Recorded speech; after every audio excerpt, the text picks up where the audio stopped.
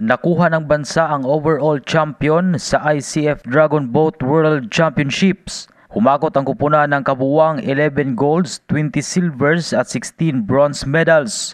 Pumangalawa naman sa pwesto ang Thailand na nagtala ng 8 gintong medalya, habang mga individual neutral athlete ay pumangatlo na mayroong 6 na ginto, 3 silver at 3 bronze medals. Naging matindi ang laban ng bansa sa mixed 20-seater standard boat 500-meter race sa loob ng 2 minutes at 6 minutes 34 seconds na naungusan ang Singapore na mayroong 2 minutes at Germany na mayroong 2 minutes at 7 seconds. Sila rin ang nangibabaw sa 40 plus 20-seater 2,000-meter standard boat event na nahigitan ang Canada. Labis na ikinatuwa ni PCKDF President Leonora Lenlen Escalante ang pagkampiyon ng bansa, kung saan maituturing ito na isang record sa kasaysayan. Ang susunod na magiging host ng nasabing palaro ay sa Canada sa darating na 2026. Yan ang Balitang Sports. Ito si Ray Tampos para sa Radyo Alternatibo Balita